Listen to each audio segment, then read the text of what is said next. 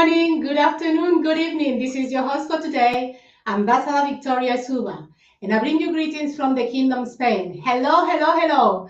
Hola, buenos días, buenas tardes o buenas noches, dependiendo desde donde nos estéis escuchando.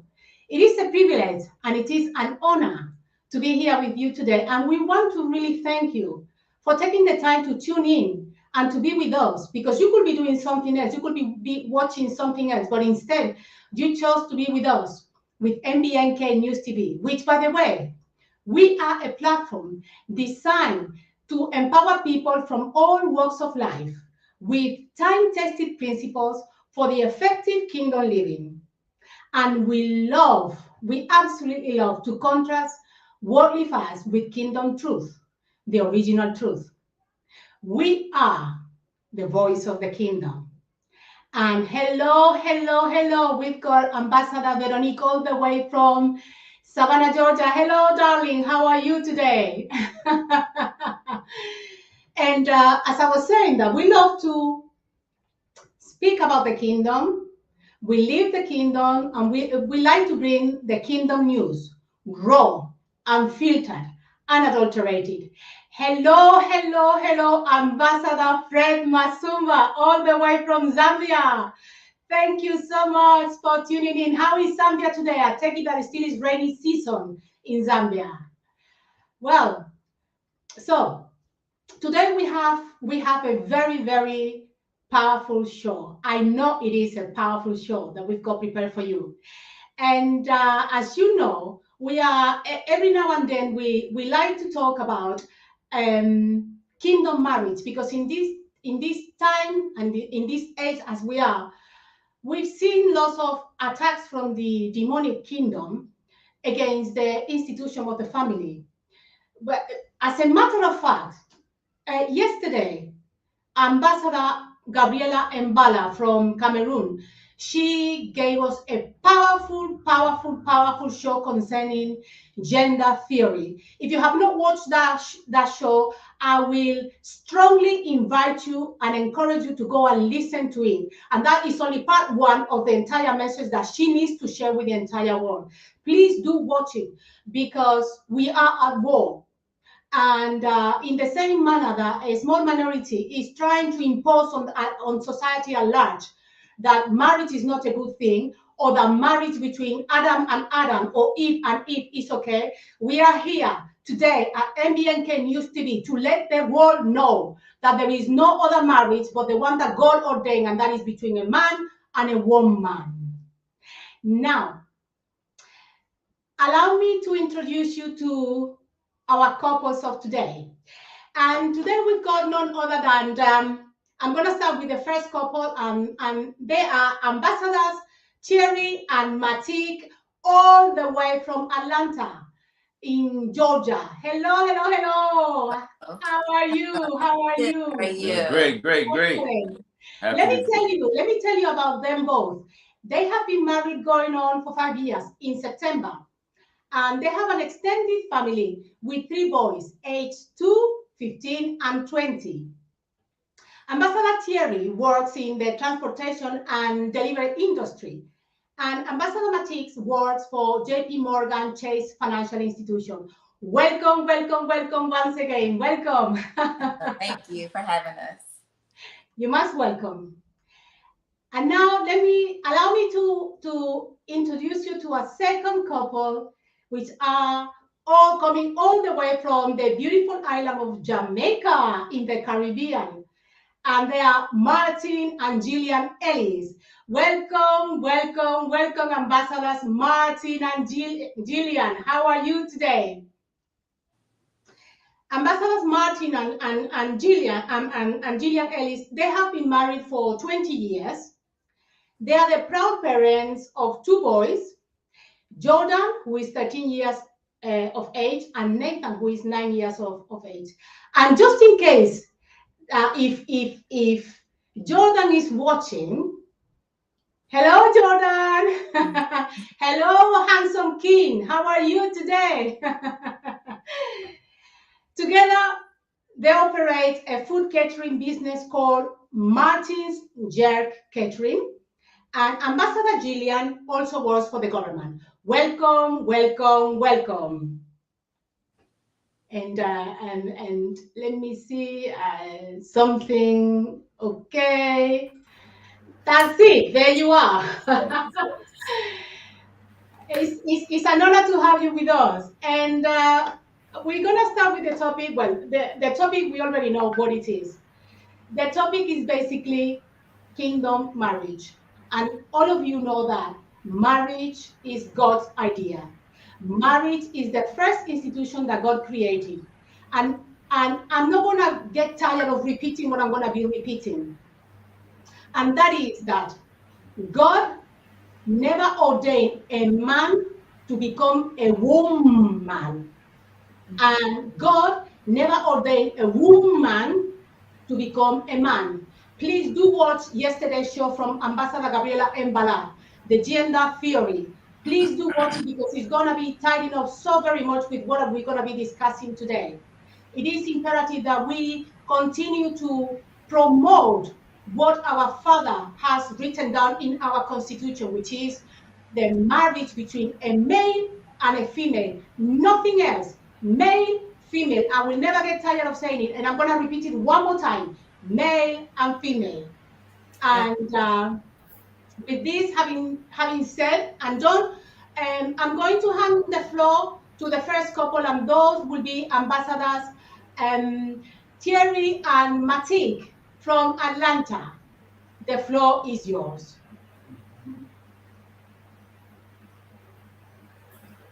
Depends.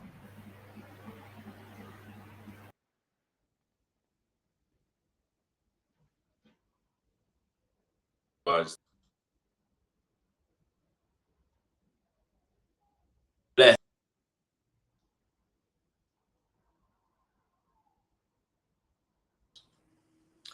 Uh, we met back in 2015. Yeah. 2015. Yeah. And we met at church. Okay, we was going to this church we was going to, and I at the time I was in prayer. I was in prayer because I prior to receiving salvation and coming to an authentic relationship with the Lord, um, you know, I wanted to do things right. So I began to seek God, began to pray in regards to a mate and someone that was going to be fit for what he wants done, what he wants to do here on the earth through us. So in regards to that, so I was very alert and aware of my prayer. And I was definitely, paying attention to, the people that I was meeting. And so at the time, I was serving in the church, and I seen her with her sister who also served with us. And our approach at that time, and I simply just asked, what her name was. And she gave me her name. She said her name was Matik. But at the time, I was just mesmerized, just looking at her like, wow, she is beautiful. And I forgot the name. I thought it was Masik. It's It's different.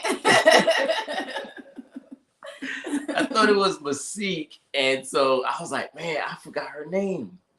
So one day I located her sister. We got done. So she came to church and she was getting ready to leave. And I seen her and I said, how's your sister doing? And she said, my sister's doing good. And I was like, what's your name again? And she was like, Matik. I was like, okay, Matik. And I just kept saying to myself, Matik, Matik, Matik. I was definitely trying not to forget it this time around. So, so finally, I told her, I said, hey, can you have her tag me on Facebook? And so I could, so I can get a link up with her. And so sister finally said to me that, yes, I asked her, first of all, I asked her if she was available and, was she single? And she said, very. And I was like, that's what she wrote in. She said, very. I was like, oh, very, huh? Okay. All right. So nevertheless, she relayed the message to Matique, and from there, I'll let her get get her party. Yeah, so we met at church. My work where I was at in my walk with God was really just trying to seek Him. And I had decided that like years back that I didn't want to be in a relationship. I guess I wanted to be in a relationship, but I knew that I wanted to seek God and I wanted the man that God had for me. So in that walk of getting to know God and growing in my walk with God and seeking what God wants for me, I was serving in the church and just growing in my walk. And I actually had noticed theory at church, just in passing. But we had never spoke, had never really interacted. And he's right. One time, my sister at the end of church, she said, "Oh, there's a guy. He asked about you, and he asked if you were single." And I told him very. And so I'm just like, "Oh my gosh!"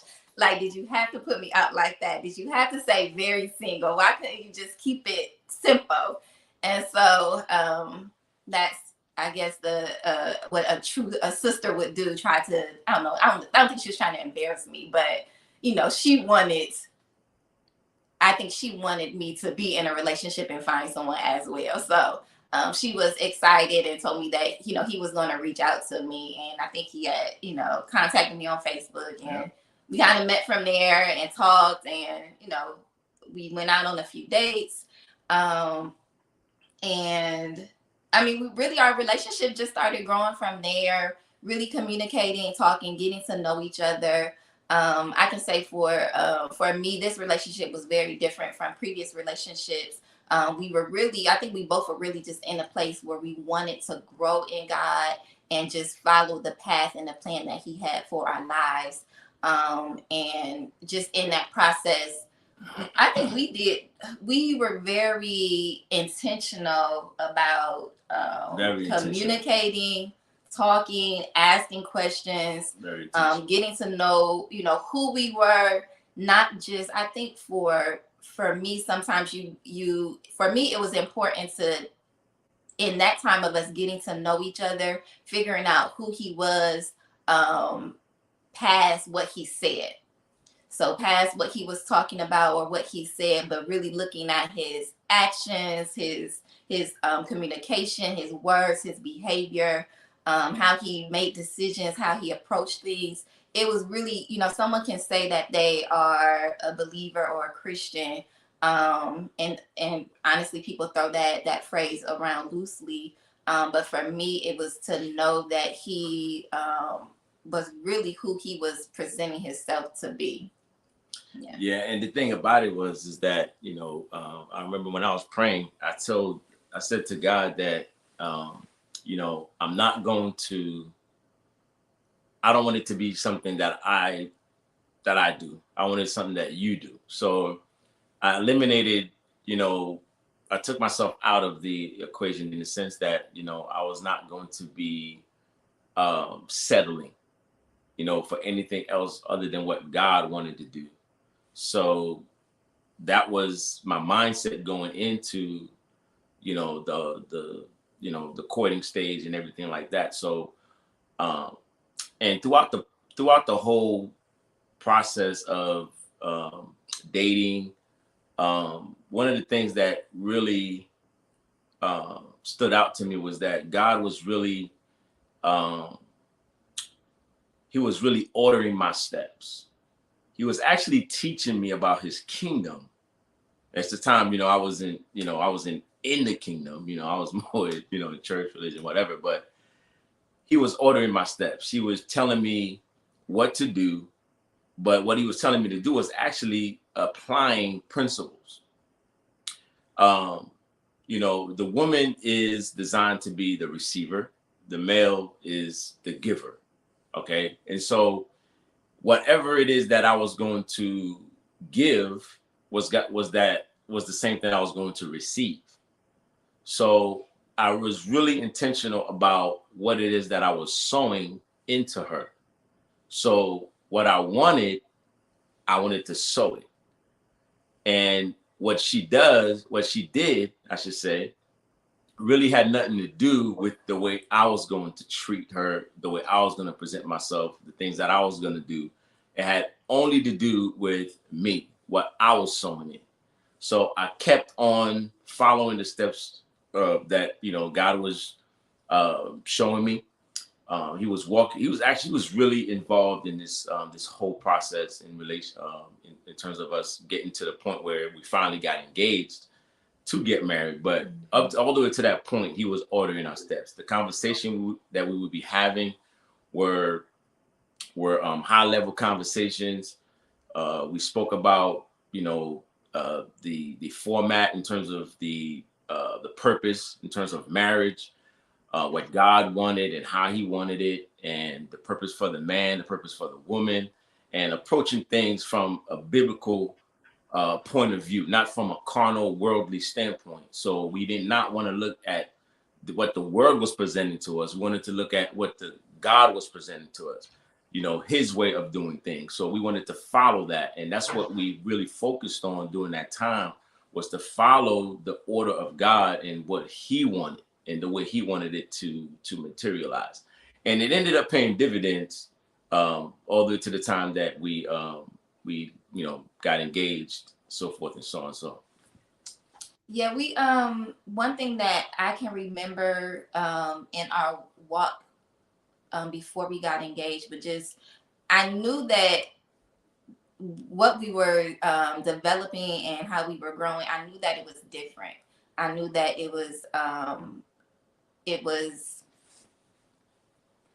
I knew that God's hand was in it. There were times where even myself, when I knew that our conversations were a lot deeper and more just, it wasn't surface conversations. And I knew that, I remember one time, like, just taking a step back in my apartment and just really praying, like, Lord, like, please guide me and direct me where this relationship is going.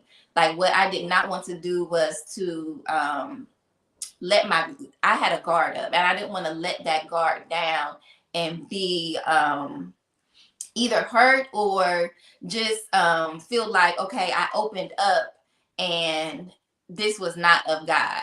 And so I was very intentional of seeking God in a way that I had never did before, as far as our relationship and I guess, like, our communication, and just we were we were very vocal, and we had a lot of conversations about life, about what we wanted. It was just very intentional conversations that I think was beneficial to us later, than just keeping it surface or just having fun. I did not doubt what his intentions were. He made it very clear. He wasn't aggressive, but I was clear on what he wanted. He was very intentional about what he wanted, and the time that we spent together, just really getting to know each other. Right. Yeah. And I remember being the type of person that I was at the time. I was, again, my true relationship with the Lord began in 2012. So I said we met in 2015. So that was like about maybe like 3 years. So I was very like zealous and just wordy. And I would I would preach to her. I would use the word. I would just be communicating and share with her some of the things that God was sharing with me. So but I would see that as well in the word, that it says that that Christ is the groom and the church is the bride. So I kind of always had this picture of Christ in the church. That's one of the things that God was really painting into my imagination, like to keep this picture of Christ in the church, that I had to wash her with the word. I had to present the Lord to her in every aspect, whether it be finances, whether it be just in dating and raising children, different topics and things like that would always have to be centered around the word. And I always make sure that, you know, I brought the word in whatever it is that we were discussing, and to keep it in line with God's order. Because I believe that, you know, if you are in the order of the Lord, then everything you need comes to you. Okay. He'll wash you up. He'll make sure that he prunes you, that we could bear more fruit. So that was really something that was in the forefront of my mind the whole time as we were dating. Now, when we got to the point where, you know, it's time for me to to get engaged, I mean, it wasn't something that I had any doubt about. I was sure about what it is that God was leading me to do. Like I said, we met in, it was November of 2015, and we got engaged in December 2016. But around May of 2016, we was having, like, you know, conversations about marriage, conversation about in terms of like wedding and things like that, planning. And I remember she had a book where she had written everything up, what she wanted in terms of how the wedding was gonna be and things like that. Um, but I ended up having to say, okay, you know what? I have to start making plans in terms of buying her ring and things of that nature. So we made that happen. We got engaged in December 2016, and we got married in September 2017. And when I tell you that every step of the way in regards to the planning and all the way to the time we got to the altar, God was ordering our steps. He provided every need that we needed. People that came, people offered their services. I mean, we got discounts. We got all kinds of different things came our way, and it had nothing to do with us. It was just totally the grace of the King. Yeah, I think that during that time, what we practiced and put in place, it really helped us, even in our marriage. Just when we had to make decisions, really bringing it to God, praying about it, thinking about the why we're doing what we're doing, and not just doing things out of the norm or just casually, but actually being mindful of including God even in the decision making of what we needed to do. Absolutely. And that actually helped. Even once we got married, that helped with what we needed to do, because we were actually practicing that during the engagement and preparing for the wedding. It just helped us. Once we got married, it really helped us be able to remember how to keep God the center of our marriage, how to walk according to his word, bringing back the word to when we need to make decisions. Yes. When we're trying to even when there's challenges or different opinions or perspective of things within our marriage, just how do we scale back and bring back the word of God into our marriage and look at things from the kingdom perspective, as opposed to just how things are done or how our family was raised, or yes. You have two different families that are family upbringings that are being joined together, and how you have to make decisions going forward in the marriage and now into raising children. So it really helped us be able to build that foundation of making sure that God was the center, that we included him in the decision making, in the planning, and in the process. How do we do this? How do we get this? How do we look at this? Just making sure that we keep God at the center of everything. Yeah, see, that's basically what it is. It's God at the center, and that's it. So yeah, we'll turn it over to you guys. Yeah.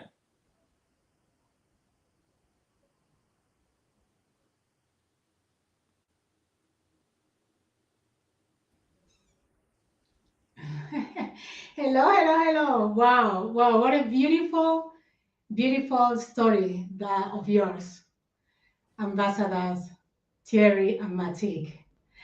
I'm going to tell you that I'm taking notes about absolutely everything that you're saying. One thing that stuck with me is that you use the word intentional. You said that you were intentional on what you were sowing on her, and that you said also that you were washing her with the word, and that everything that you both did and that you discussed, all the subjects and everything, We're all always centered around God. And that's the reason why God blessed you. And that's the reason why everything, like you said, He has been ordering your steps, because you were faithful to bring Him into the equation first. And that's why He honored you both. So this is absolutely beautiful to hear, and it's really an encouragement to unmarried people. I'm not going to say single, as you know, single. We are all singles, whether married or not, but unmarried people. So thank you very much for your introduction. And now I'm going to hand over to Ambassadors Martin and Gillian Ellis. The floor is yours. Mm. Good afternoon, good day, everyone, wherever in the world you are. Thank you very much, Ambassador Victoria. We are most honored and grateful to be on, to be sharing with the world just a bit of our story and our journey. We really just want to thank God because it is nothing short of a miracle, to say the least, why we're here and at least remaining husband and wife after 20 years. The end of June will be 20 years. I can tell anyone out there 20 years is a long time. But after 20 years, we can really look back and say, God is God and God is real. And really just want to say that we assess, and I am just thinking about my life, and I just want to take a few minutes just to run through a bit of my life, my early days. And as was said initially, we're from Jamaica. I was born and grown in Jamaica, and that's pretty much where life was for me. And I was I was living in the second capital, which was the first capital. I went confusing, which is St. Catherine, and we're now in Kingston, which everybody knows. But yeah, so I grew up in St. Catherine, and as a young man, pretty much my parents sent us to church, to the regular thing, and they were also believers. And life went on, and then at around my middle to late teens, I got saved. Just to say, I grew up very rough, and on the street in a sense. So I know the ropes in a sense, and was very much aware of the ins and outs in a sense. And God, by His awesome mercy, and I would say the prayers of my parents, my mother especially, and my grandmother, who later died. But I think she prayed for me and my brothers and I. That certainly, I think that began a new beginning of my life. I said to someone years ago that my life was like Genesis. In the beginning, there was nothing, and then God came, and that triggered and that began a chain of actions and different deliberations that pretty much end up here. But so I started out, and from day one, though, what was amazing from day one, from my God saved, what came with with me getting saved was I had a insatiable appetite for God, an insatiable appetite to one God. I think also what happened, I had an intercession or just a desire for prayer. So I remember the church that I was going, I actually didn't get church in a church setting, didn't get saved in a church setting. But when I got saved, I started going, the church that we grew up in, I started going back because that was all I knew. So I went back there and I started going there. And I was so strung out on God that every time they call an altar call, I will be up there pretty much getting saved all over again. And that went on for a couple months well. But in the mix of that, God had a purpose.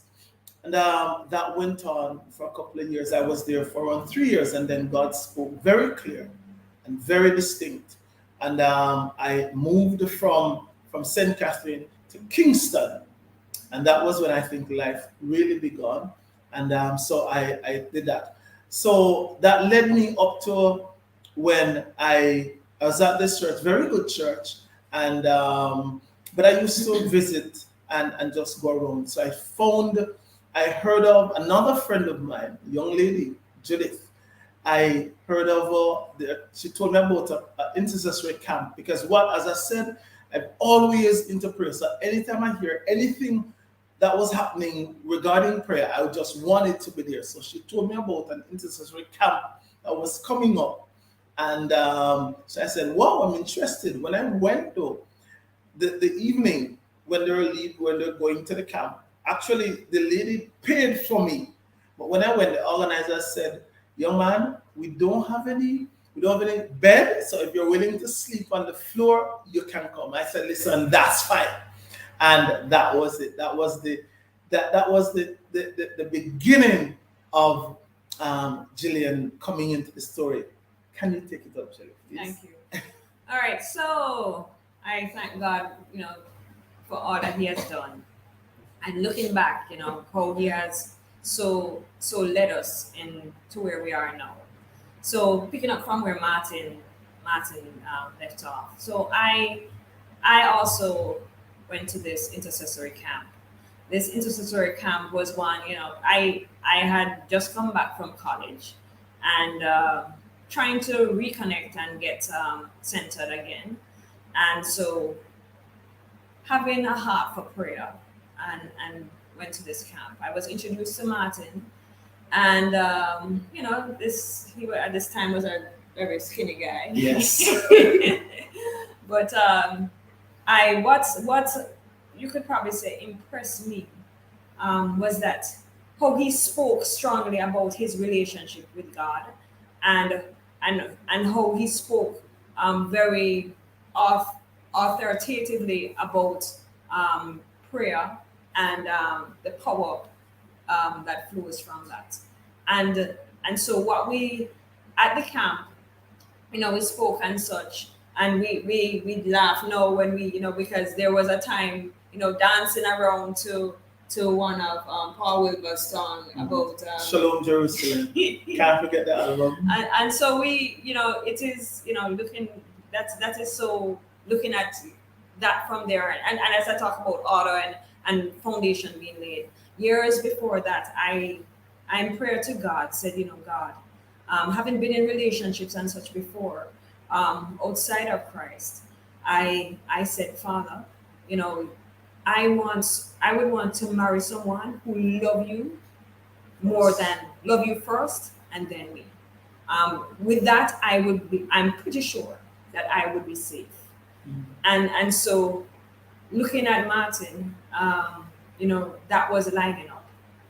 And so we were at different assemblies meeting, and eventually I moved to where he was, and serving there in the church, being in the praise and worship team and so forth and so forth.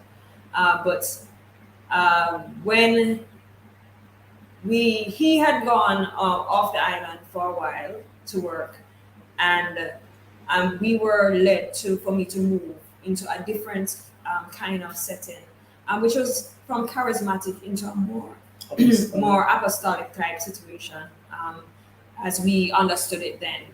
And so this is about how God led us through it all. And we actually we got married, having moved from the charismatic, but still going back to the charismatic to get married. Very different kind of marriage situation, because as Martin was a cook and I'm a veterinarian, and so with that, it didn't meet the social norms and what was understood in terms of marriage and how a marriage would work. And so we there wasn't much understanding from family and friends, and even from the church, because we were told to leave this whole going forward at Mount Moriah, and thank God, God was there and God provided the ram. Yes.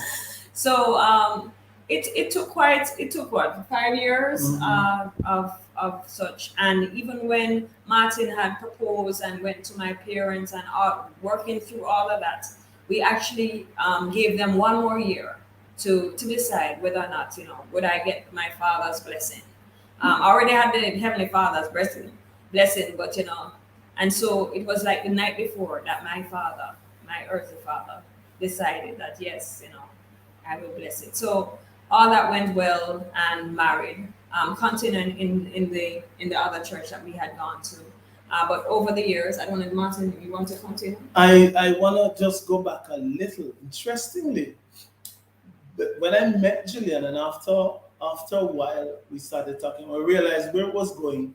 By this time, I was in a group that you weren't supposed to in a relationship, and this group, we call it Tam at the Time, and what it stood for. The principle that the pastor was using is the same principle that Paul uses Timothy and a couple of the young guys that he took under, and pretty much was imparting his principles. So one of the rule was you cannot be in a relationship or anything that will lead into any. So it's like several things was just kind of not flowing in accordance. But we knew beyond the shadow of a doubt that God was with us and thing. And we certainly didn't commit to anything. We talked and we pretty much knew what we believed this where it would go, but we just flowed. But as time progressed, of course, that thing ended, and we saw God just bringing everything together. And so come forward now. We got married in 2020, and God 2020.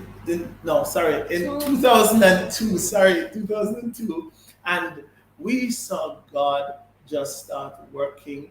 A lot of things started changing around us, and I said we were at the new church, and we were there for a long time, for around 17, 18 years.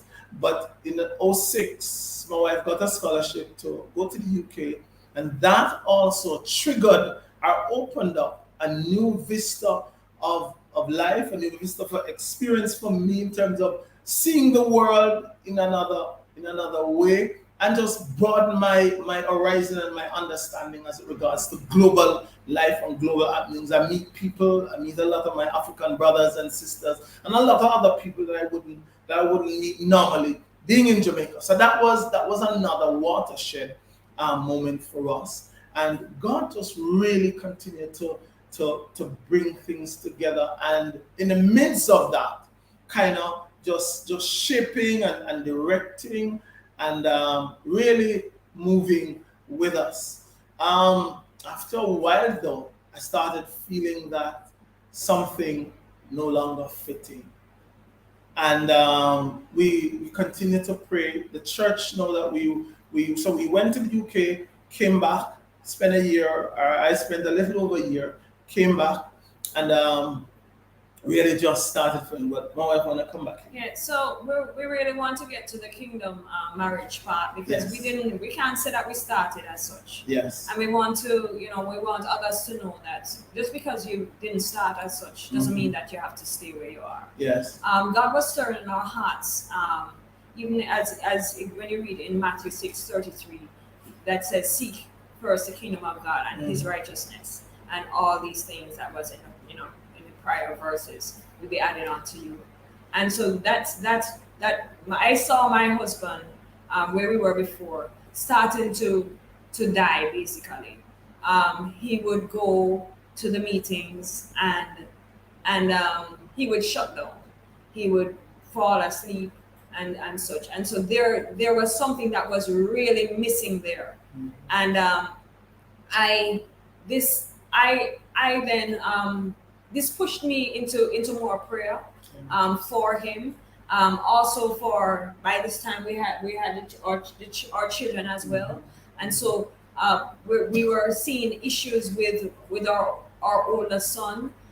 That the setting that we were in, they were not able to provide the solutions. Yes. And it meant for us to seek God for ourselves. And he said that if you seek Him, you'll find Him when you seek with all your heart. And we're praying, and I'm praying and praying. I remember on prayer meetings, and my husband, who used to be up there praying, he'd be sleeping. And so I know something had to change, and it so happened that towards the end of 2019, uh, I saw this change starting to turn. And it so happened that this whole pandemic thing started along, and so by the end of the year and in January, Yes. here is my husband saying that there is a change coming, and we are on the move, and we're going to move with God, and that's there opened up this whole kingdom, a better understanding of the kingdom of God, and an order of our marriage, of our life. And so, you might ask, what's the difference then between a Christian marriage and a kingdom marriage? And I can say that it is void of the religious trappings, in that this whole saying that things are and things are not, without having really the word of God to back you, really seeking out God for yourself and following his principles, looking at the whole Bible and not just a portion, looking and really going back to the first three chapters of the Bible, where God established, as it were, a manual for life.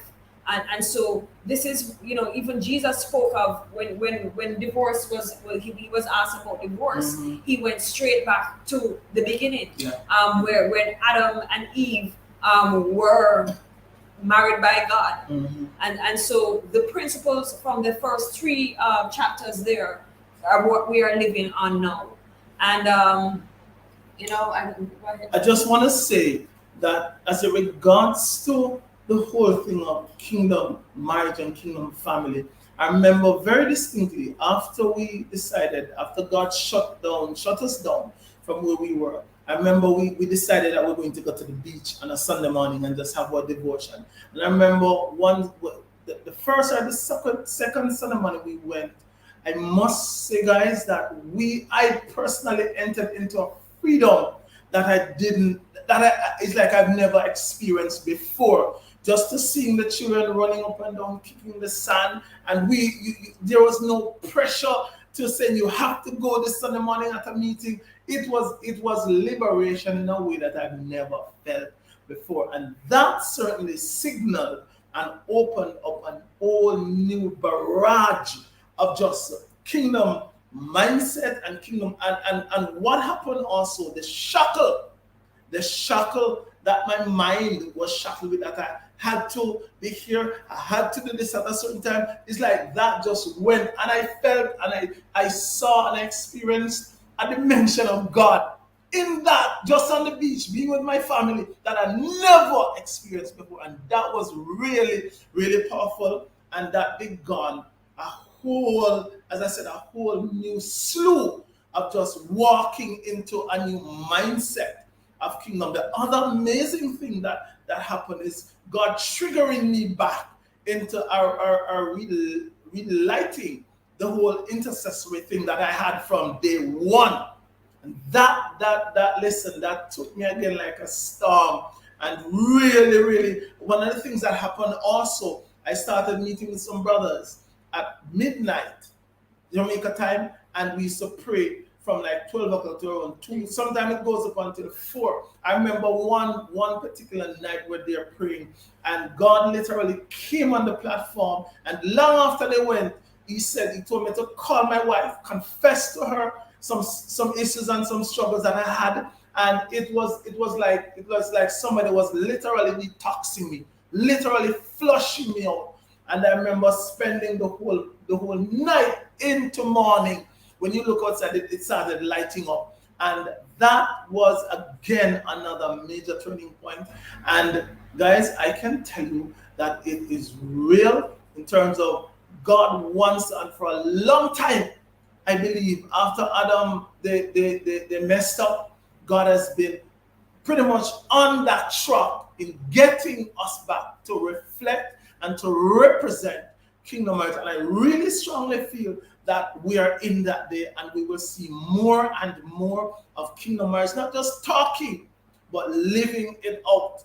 So I will. So what I'd like to say. So we started off not meeting Criteria. the criteria for a marriage couple, Mhm. and here we are. Because we had God in it, and we were sure to make sure to bring everything to Him. But a thing that also that God wanted to show us is that we should not be boxed up in like that, and we need to be who He wants us to be. Marriage is between a man and a woman, Yeah. and just because you are born male and female doesn't mean that you are a man or a woman. Mhm. It takes training. Yes. It takes, and I can honestly say that I don't think I was a woman when I got married. Yeah. And so my word to those who are unmarried is to make sure that you get to that status of woman Yeah. and man, because children should not get married. Yeah. And it takes with it a level of understanding who you are and identity in God, that you will, it breaks the selfishness. Mhm. And when you come into sonship, it breaks the shackles of what everybody else, you're not going with the flow. Religiosity And the thing all is, that. the flow changes. Yes. The flow changes over years and such. But God, even Jesus, He took them back to the beginning. Mhm. That does not change. And so we are living testimony of that. So here we are. Pretty much that's it, guys. We could say a lot more, but we want to hand it back over to our ambassador Victoria. Thank you. Man. Thank you so very much. My goodness, you're both are loaded with so much information. It's just unbelievable. I told you we had a very powerful show today. And just to recap, I just took a few notes. And it's so funny that you met at that intercessory camp when some other people, the worldly people, they usually go on to match.com and .com such and such and such, But you, funny enough, you met in an intercessory camp, I mean, that's God. That's God indeed. You also mentioned that you did not meet the social norm in terms of Yes. the couple that you were. And it's so funny because God never sees the social status, but He sees the blueprint that He has for the couple and not the social. So for and like you said that you already are proof of that. You have been married for 20 years, which is, for these worldly standards, it's a long time. Believe you me, it's a long time. Another thing that you mentioned, Ambassador Gillian, is that you said that you were not a woman when you got married, and that it is true that we really need to work on ourselves first, because, like you said, and I hope that somebody will tweet that one. Children should not get married. Ambassador Gillian Ellis, please tweet that one. Tweet that one. And yes, very, very loaded. And another thing is that people usually they don't start in a kingdom marriage like both of you, but you are a testimony that you can move from point A to point B if you follow the guidance of God and the Holy Spirit, and that's precisely what you have been doing. And it is very, very important that the men are really rooted in Christ, because God speaks first to the man. Yes. And then the man, like Ambassador Thierry said concerning his wife, Matik, then the man will sow into the wife. And that's how the whole institution works. First God, then the man, then the wife. And if there are children, then the children. So now I'm going to, as you have been, talking, I thought of a video that I'm going to show now. And in this video, basically, there are some marriage advice for people that have been married longer than you. And before we show this video, I just want to put out a disclaimer, and that is that MBAK News TV does not own the right to this video. The whole purpose of us showing this video to the public, to the viewers, is for educational and transformative thinking of our viewers. We have no claiming on the ownership of this video. So if you could please, moderator, roll the video for us. Thank you. I think be realistic, that our expectations sometimes are so high, but most of marriage is lived in between the ups and the downs, and that it's hard work, and not all the time, but it is hard work. I think one of the pieces of advice that my dad gave me was, Gene, always communicate, always talk things out. And I really believe that communication is so essential, and that you need to work out many different areas before you get married. I think you need to talk about money matters. I think you need to talk about child rearing. I think religion is important. I think sex takes care of itself, pretty much, at least initially. But I really do think that there are some topics, there's some areas that need to be hashed out. Otherwise, it's conflict. You can't learn to give more than you take, and you won't ever make it. And that's the bottom line. And you need to, grow together in what you do. Try new things. Go out and start skiing if you haven't done it. Do it as a couple. Do things together. Or as a family if you have a family. I think those are important things to, don't you have your own hobbies and your husband or spouse have their own hobbies. That's not a real good way. Well, every time, if you have a disagreement or a problem, you correct it before you go to bed, and then you never wake up and with a carryover.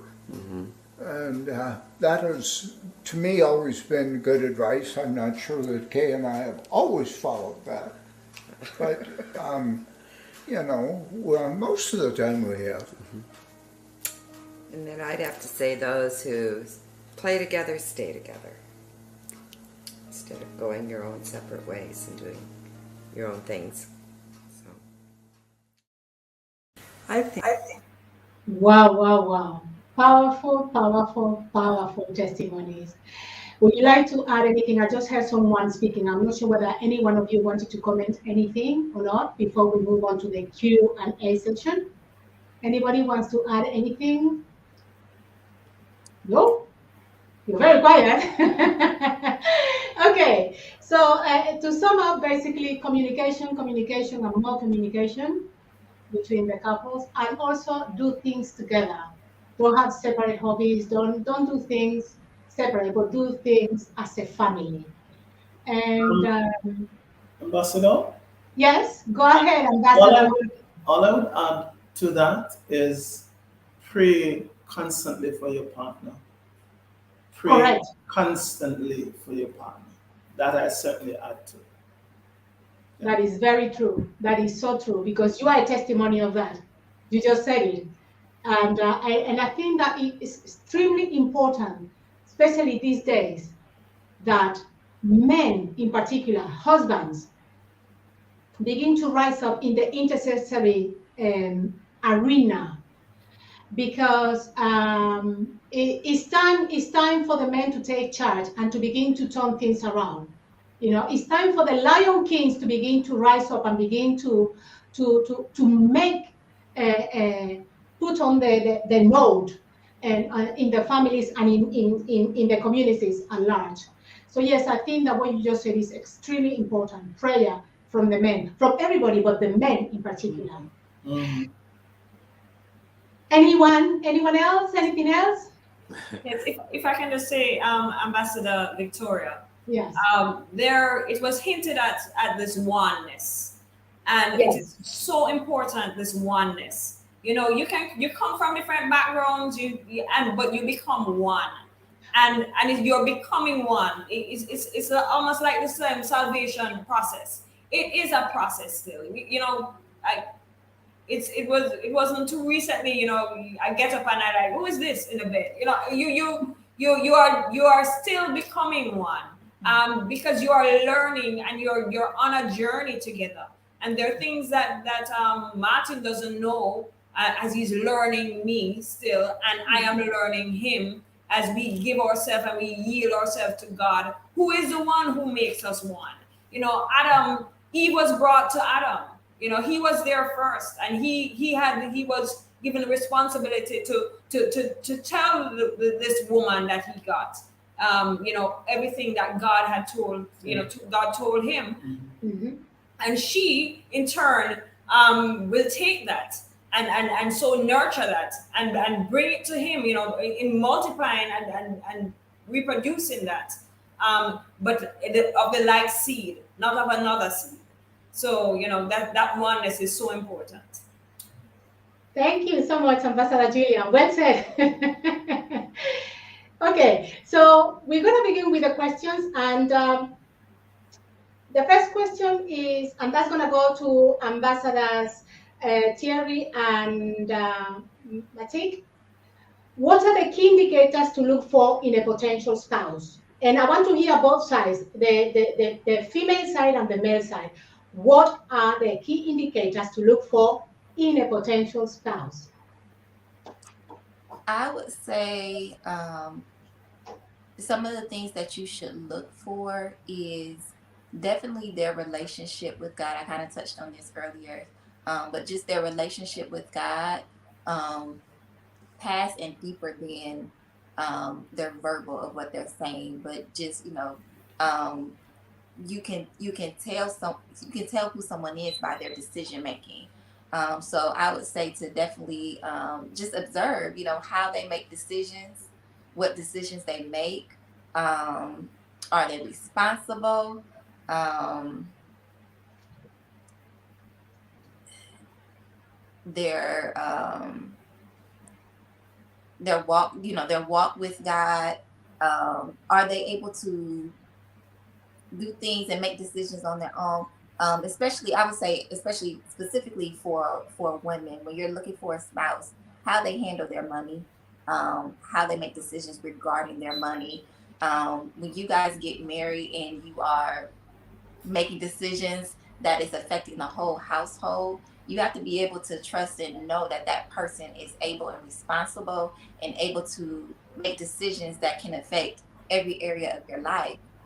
So one, you put your trust in God, that God will guide and direct him, but also you want to make sure that, you know, he has that wisdom in that area for making decisions, not just financial, but in all areas.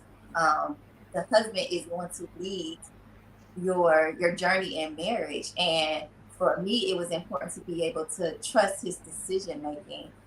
So just following and seeing how he seeked God on his own prior to getting married, I was able to actually see some of those choices that he was making and the faith that he was standing on. Even then, to me, was like, oh wow, that's like really stepping out there. But I knew that I needed to watch for those things because that would be important as him being the leader of our home. Yes, and I would say, in regards to the men out there, that you know, there's a spirit out there right now. I call it the spirit of independence. You know, this whole thing about independent women. You hear a lot of stuff. They have songs and things like that about being independent, but we understand that, you know, in the kingdom of God, it's not about independence, it's dependent. Dependency is the key to anything working in God's kingdom. So when you're meeting people, you're meeting a woman, you want to make sure that they don't have this independent spirit going in terms of like, oh, I don't need anybody, I don't need a man. You know, I could do this on my own. I could do that by myself. Now, you know, we all single, like Miss, Queen Victoria said. You know, you're single, but at the same time, when you're talking about a unit becoming together, you can't be independent. We all have to be dependent upon each other. First upon God, but then, you know, we depend upon each other because we are supposed to be forming a family. So if you're gonna be forming a family, you want to make sure that that spirit of independence is not there. That it's a dependency upon God. So to me, that would be one of the key things, because I notice it and God has spoken to me about it. I've seen it out there. I hear it, about just being independent, and I can make my own money. I got my own house. I can do that and the third, and you can't bring that into a kingdom relationship. That has to stay to the side. That's a carnal, worldly concept, and that has to stay out, or else it's not. You can't form a family with that type of mindset. Well said, Ambassador Terry. And the reason why I'm saying well said is because when I was in the world, I was attacked by that very spirit that you're speaking about. So I know exactly what you're saying. I was this powerful, professional, high flyer, earning a reasonable amount, of money, and I thought that I had the world at my feet, and I thought that I needed no man, but deep down in my heart, I was craving for that man. So I know exactly what you're saying, and that is extremely dangerous, like you said, because it brings separation. It brings with it lies. It brings secrets. Yes. And like I said, I'm speaking from my own experience. So thank you very much, ambassadors. And now the floor, I'm going to hand it over to, for the same question, what are the key indicators to look for in a potential spouse? Ambassadors Martin and Jillian. The floor is yours.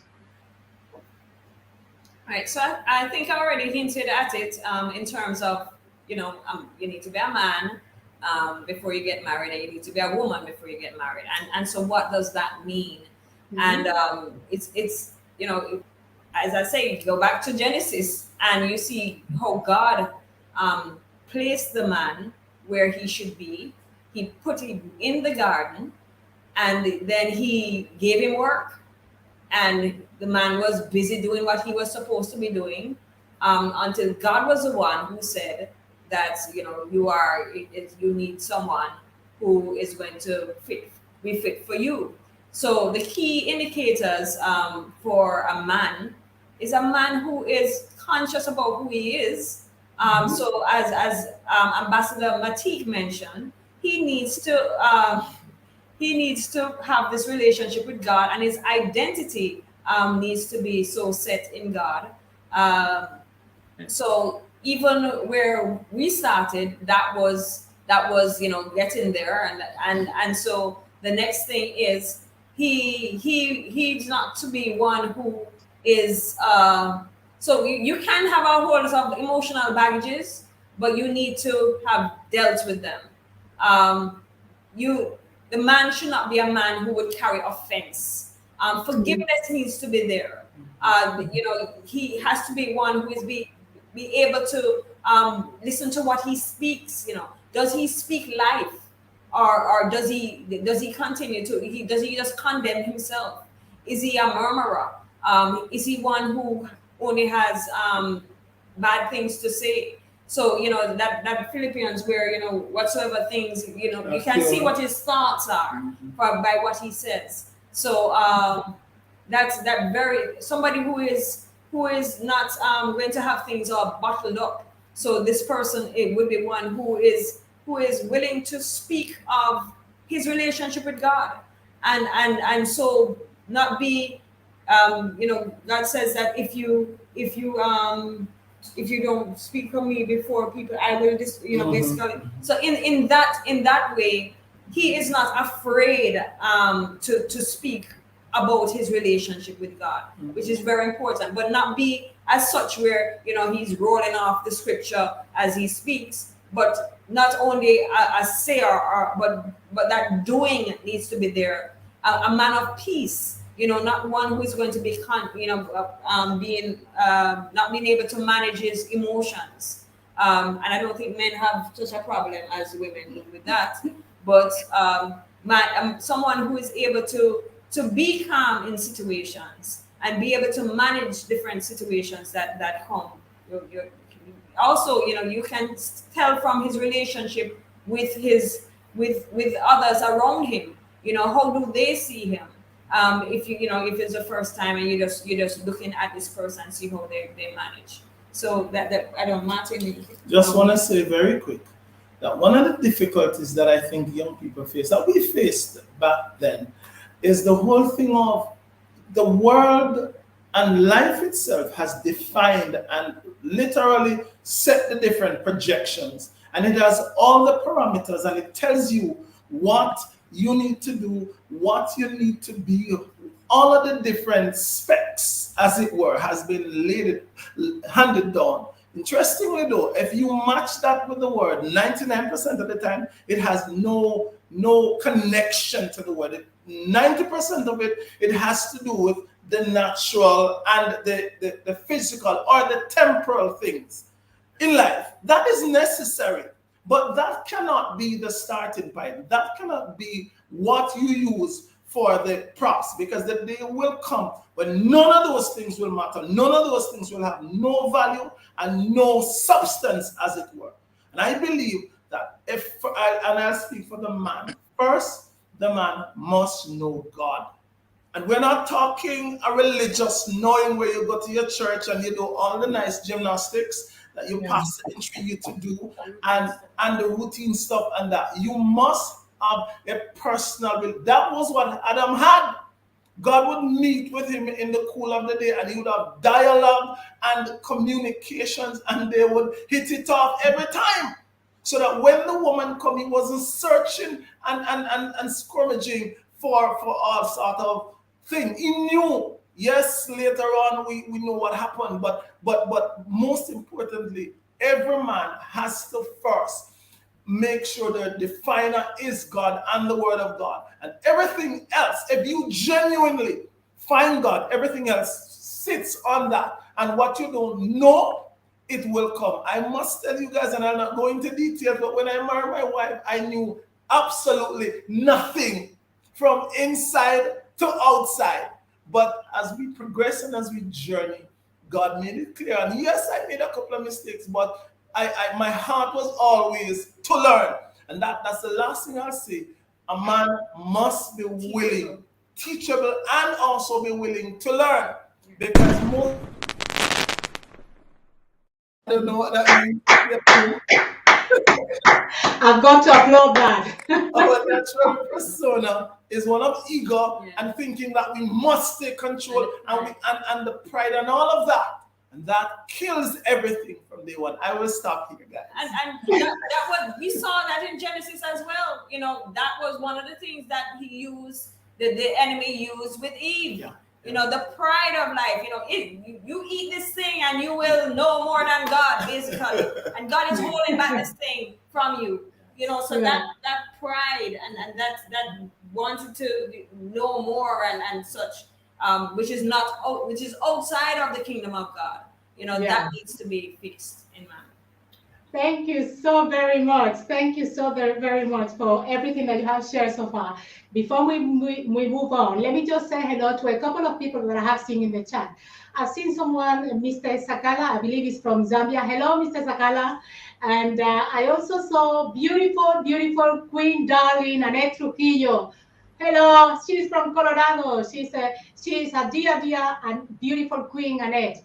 And also I have seen another beautiful, beautiful, beautiful Queen Laurie McKinstry. She's Ambassador McKinstry. She was here with us as well, sharing on the Kingdom Marriage. And she is also watching us right now. And I'd like to say also hello to Tropical State. I don't know who you are, where you are tuning in from. So if you could please tweet it in so that we can say hello to you accordingly. So now let us move on to the next question. And this question is specifically for the ladies only. What marriage advice you wish you had gotten before you got married? And that will go first to Ambassador Jillian. What marriage advice you wish you had gotten before you got married? Great. For me, this Proverbs 21 woman that people always say that you need to be. I wish I was told that you don't have to be that woman. I mean, God, you are who God says you are to be. And even though this woman had all of these nice traits, We need to understand the context of the Word of God and in what context it was written, and not try to be a superwoman. You are, you are to in being one with the man. It frees you to know, not have to be the head. I mean, the man, let the man do what the man is to do. And so that advice I did not get and wish I had got. Okay, thank you so very much. Ambassador Matik? I would say I wish that I got the advice that it is okay to express your needs and your wants. I think when you hear about marriage and all the things that you have to give up or do, sometimes you hear both ends of the spectrum that marriage is wonderful and it's good, and it is, and then you get the other spectrum that you're not gonna be able to do this anymore. You're gonna have to, submit or do this or do that. And that's true as well. But I wish that someone had advised me that it is okay to express and communicate your needs and wants. And if there's times where you need to step away to pour into your own cup so that you can be able to pour out to your husband and your family and all the duties all the hats that you wear in marriage. I think that would have helped early on in our marriage, where I could have communicated, hey, this is going on, or I might need help in this area, or I'm feeling overwhelmed in this. But instead, I think that, you feel like you have to put on this wife hat or the wife cape and try to do everything. And I think that it became overwhelming until I learned that, just communicate with him, express with him from the heart what I'm feeling or what I need. And that way, some of those things can be taken off instead of me feeling like I have to do everything and be everything to everybody. Wow. Thank you so much, Ambassador Matik. Yes. Yes. Okay, let us move on to the next question. And this is for all. How can couples keep honoring God with their marriages? Or let me rephrase it. How can you keep honoring God with your marriages? And that goes for Ambassador Thierry. Oh man, I would say that the thing about when I think about marriage now, I really think about it from a kingdom mindset, from a kingdom view. I look to make sure that I keep this picture in my imagination, in my heart, that God created it to fulfill his assignment, his purpose here in the earth. And to me, in order to be able to honor God, we have to be able to walk in alignment with him to fulfill that assignment. To me, it's not going to be pleasing to him or honor him if it's not in alignment with what his intentions is for the earth, and that is to manifest and bring his kingdom to this visible earth, to extend his heavenly kingdom. Because the reason why he brought Eve to Adam was so that they would go forth and express and bring his heavenly kingdom to the visible earth. So until we develop this mindset of just that, we're not going to truly be able to honor God with that, because to him, he's looking at it like, okay, I created you for this, and this is the purpose for you guys being together. So if that is not being realized, then it's not honoring God. So that's the way I look at it from a kingdom perspective. Thank you so much. So in a way, basically what you're saying is that the best way to honor God is by having the vision and fulfilling the vision that he has put in your heart as a couple. As a couple, you put this vision in your heart for you to go and express him in the earth and extend his heavenly kingdom. So that, to me, that's the way that we can honor God the most, is by fulfilling our assignment. Okay, thank you so very much.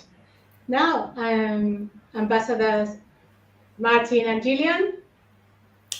Okay, let me go first. I believe that every marriage has a specific, yes, there's a general principle that can work and work for most marriages, but I also believe that each marriage has an individual thing that God would have it to do. And I think the key thing is to find that out. The key thing is to ask God, seek Him, and find that out. What is the thing that this marriage must do? I can tell you, for us, we believe one of the things is pretty much to encourage and to support other marriages, and to bless marriages that having issues with children, just like what we're dealing with, and just to stand with them. And I believe when you find that out, that will certainly trigger and propel your overall worth. You will understand and you will feel the strength of God. And it will not be easy, but I know it will be doable. So I think for me, it is very important to understand and to hear from God what is the specific thing that your marriage between you and your wife, and of course to your family, what is it that you're supposed to do? And I think that certainly will bring God and will ensure that you fulfill what God would have your marriage to do. Yeah. Okay. Anything to add, Ambassador Gillian? Yes, the Apostle Paul in the Bible, he had mentioned that, here it is. Here is the husband and wife, and they are a representation of Christ and his church. And then he went on to say, but this is a mystery. And it's a mystery only because we need to seek it out. We need to find out what it is. The first couple there, God blessed them and said, go take over, go manage this place for me. This is my kingdom. But not in those words exactly, paraphrasing for God. But here it is that we as a couple need to know what it is that God wants us to do. We need to have His kingdom come and will be done through us as we go forward. So the oneness is not just for ourselves and to propagate the earth with children. The oneness is for His will to be done in the earth. Yeah.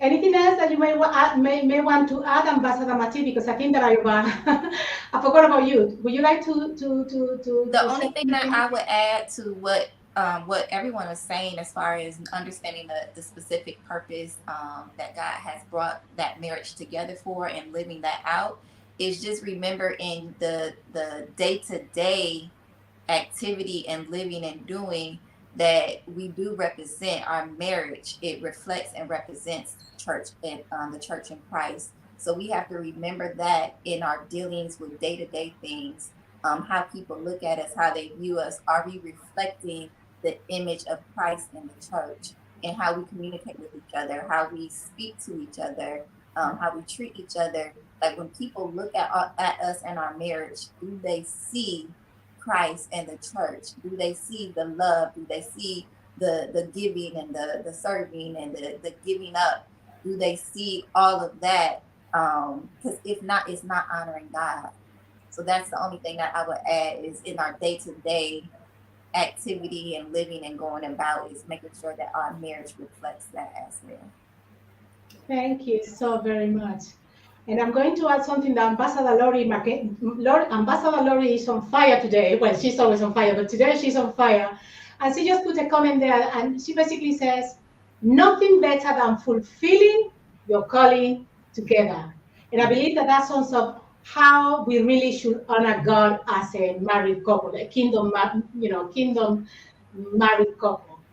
Fulfilling your calling together. Wow. That's deep. That is it. That's it. Okay, now, sorry, I'm just saying it's deep because I'm just thinking, because I'm just going to interject quickly. If you don't know If the man does not know the vision, the man cannot take the family forward. Yeah. That's number one. Number two, you may know the vision, but if you don't hearken to the voice of God, you may not fulfill the vision. That's what I was saying. Easier said than done. Amen to that. Okay, so let us move on. Let us move on. Yes, Ambassador Lori. Yes, be conscious of our responsibility before others in how we portray our King. Indeed, you are so very correct. Indeed, indeed. Let us move on to the next question, and that will be, and this I'm going to leave it open floor. Anybody that wants to say anything, please go ahead. What makes your marriage beautiful so far? What makes your marriage beautiful so far? Open floor. Anyone? All right, let me jump in. Yes. There's several things I can say, but I think my children, well, they affect what she's saying the marriage, but the thing is, where we're at now is like everything pretty much has been so amalgamated that we can no longer. And yes, my wife and I, we do have a time and thing, but it's like God has used everything now. So looking at all the different compartments, the children, what my wife and I have, just the overall thing that certainly had. And for me, I can say to see my wife pressing into God, to hear my wife praying when she gets up at 3 o'clock or 3:30 in the morning and have her devotion, and really, and then come and wake me up if I'm not up, then that certainly fuels and refills me. And that I can definitely say it's certainly a beautiful and an amazing thing.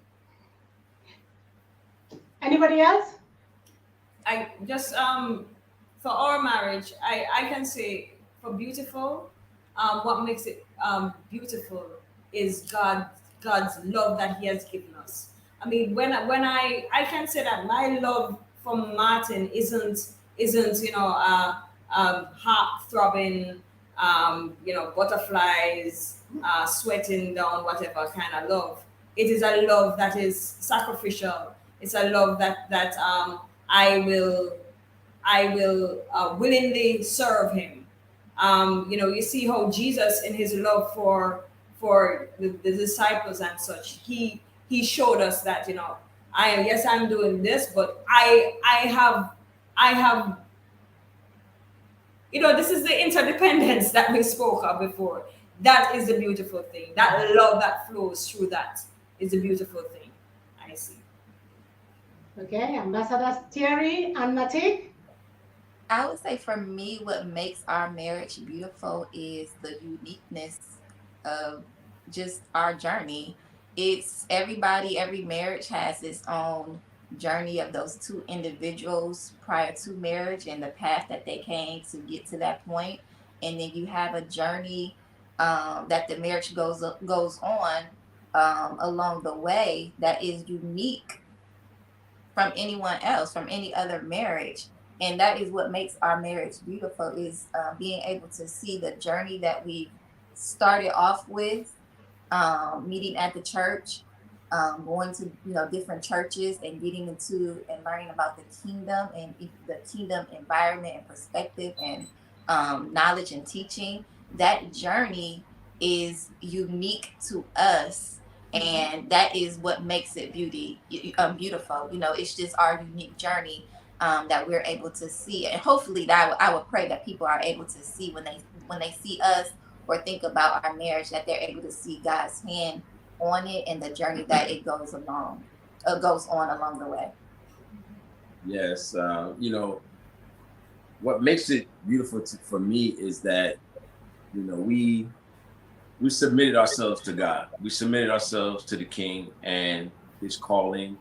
We don't look to do things on our own. There's a decision that needs to be made. We seek the Lord. We have to get a word from God. We have to get a rhema word from God. We have to know, okay, this is what God said. So therefore, this is what we're going to do. And I think we committed to that, and we committed to also, growing and understanding God's kingdom and expressing His kingdom through our marriage, and transferring it down also to our children, and letting other people see God's kingdom through us. And so, to me, I think that's what makes it beautiful right now, is that we are submitted and committed to fulfilling God's assignment here on the earth, just as it is in heaven. Thank you so very much. I am taking notes though. And it's a beauty, the beauty about technology is that this live show will get recorded. So for those of us who are married, we can go back and listen to it again and again and again. And it's a form of preparation too, because we all learn from each other. So Yeah. thank you very much for answering all of these questions. And we're gonna go with the very last question of today. And I'm gonna ask you, ambassadors. I'm gonna start with ambassadors Martin and Gillian. What does marriage means to you? It's marriage. Yes, I heard the question. Go on, please. Wow. Marriage. Marriage has brought freedom to me in the sense that there are things in life that I know I would not be able to have accomplished if I had sought to do this on my own. Yes. It means reflecting God in a way that I wasn't able to reflect Him before, because I am no longer only Jillian. I am one with Martin, and Yes. so there is somebody call us my Jillian. So we are one, and so that's as well. It's now having someone that I can share my life with, where I never had before, and so there is this new life, this new organism that would not have existed without this marriage. Can you repeat the question? Yes, sure. No, you did. The question is, what does marriage means to you?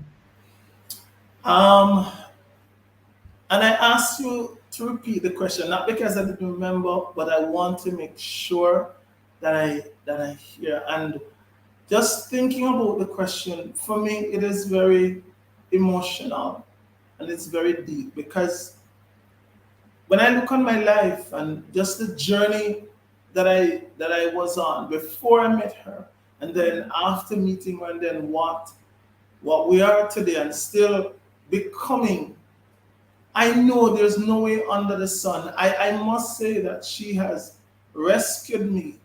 She has saved me, but not just that. What she has done is ensure that this man must become what God ordained and predestined me to become. And there's no way I could have done that without her. And of course, my children. I was not, well, she said she wasn't a woman when she got saved. I know for sure that I was not a man at all. And with God's help and grace, she has helped me to become the man that I am today and still becoming, so that people can look on me with some amount of respect and dignity and love. I remember, and I'll say this last, I remember when we got married and at the altar, and just the journey up to that point and what has happened. And I cried, I bawled, like really bawled. That wasn't a pretty sight, but I did.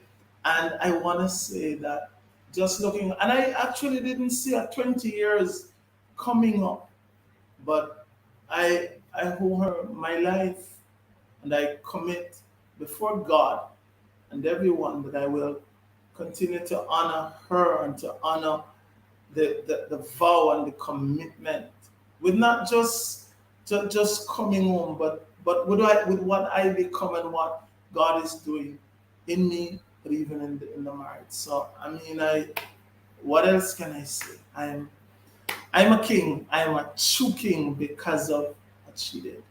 Yeah. And she certainly is a queen, I can tell you that. Yes, she is, most definitely. Over to you, Ambassador Thierry and Matik. Okay. So for me, what it means is, and honestly, if you would have asked me this a couple of years ago, I probably would have said something totally different prior to my understanding and knowledge of kingdom. But for me right now, what marriage means is it's our unique way of glorifying God, by fulfilling the purpose that He has for us, being united, bringing us together, and marriage is a way of how you glorify God by living that out and doing what that calling and that purpose is for you guys to do it together. And I don't have anything different to say besides what she just said. I'm in total agreement with that. So we won with that. I like that. Easy way of getting out. That is one of the, because it's all about glorifying Him. That's why I said that, because it's all about glorifying Him. And and when we begin to really truly understand and seeing this picture of Christ's bride, we talk about the ecclesia and the relationship between Him and the ecclesia, and in our relationship, with each other, it's looking at God, Christ and the ecclesia, and then looking at myself and looking at her. Like, how would He respond in regards to us functioning and acting in this particular manner? Is he gonna be upset? Is he gonna neglect? He's not going to neglect. He's not going to neglect just because this happened. He's not going to neglect because I didn't pray. He's not going to neglect because you said something that was out of order or whatnot. But it's this forgiveness, it's this grace, it's this love, unconditional, that's being poured out. And to me, that's what I look at. And so that's why I said what I said. Thank you. Yes, go ahead. Can I jump back in just for 1 second? As I listen to Ambassador Theory, I am thinking there's 2 statements that I heard that I want to repeat, and I hope I get it right. But I remember this leader saying that when you truly understand what a bride is when you're willing to lay down your life for her before you even marry her. That's what Christ did. That's one, where He pretty much gave Himself before He actually marry us, as we know that will culminate in the marriage supper of the Lamb and all of that wonderful thing. But there's another story here. Another brother said, another leader said that God told him that when he was there going about and preaching and doing all sorts of stuff, God says, stop and check yourself, because you cannot be taking care of my bride and you're not taking care of yours. And he said what that did, it pretty much drive him back to go and relook. And I really just want to quote those 2 quotings, because what it does, it keeps me, it pretty much stabilizes me. I know that regardless and in spite of whatever ministry work and whatever will come, at the end of the day, this woman that God has given, this bone of my bone and this flesh of my flesh that I'm still trying to come to terms with, I have so much to learn still after 20 years.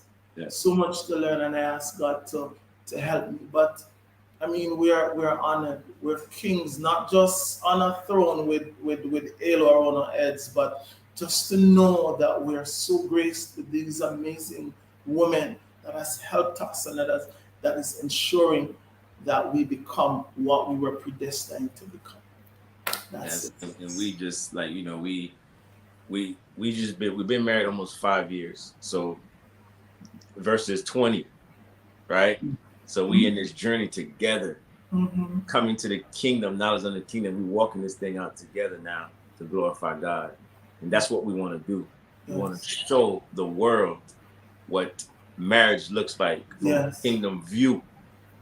So it could be, you know, a billboard, a replica, Yes. what the church is supposed to be. Yes. So that's what we want to do. That's what we should focus on Yes. as kingdom people. So Wow, we seem to be having technical difficulties with him. Okay, so please finish, We're just wrapping up.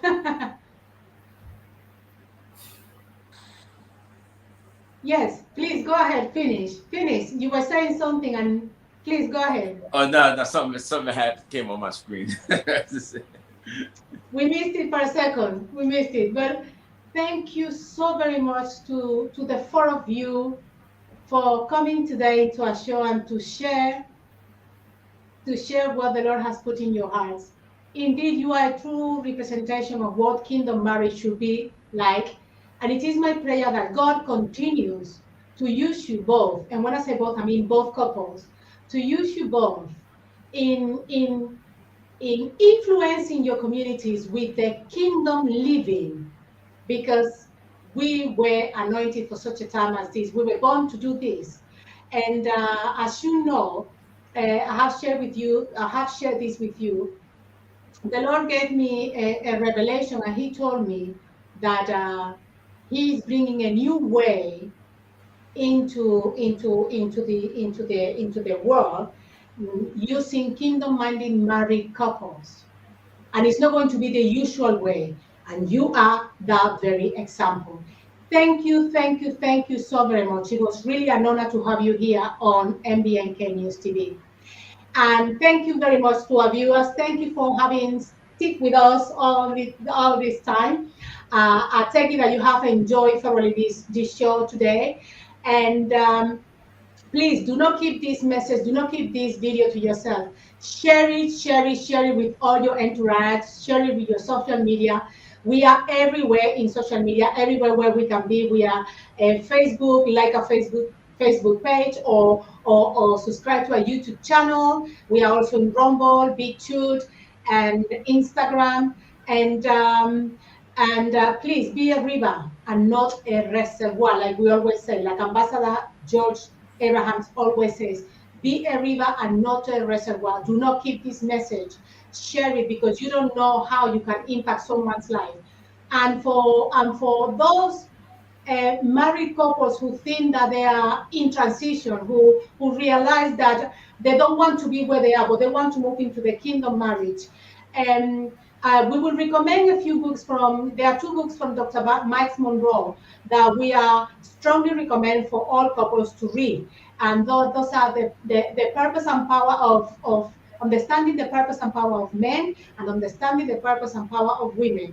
In those two books, Dr. Miles Monroe really laid out the 26 differences between a male and a female. And remember that marriage between a man and a woman is God's idea, and is the perfect institution created by Him and Him alone. And here at MBNK News TV, we will always proclaim this.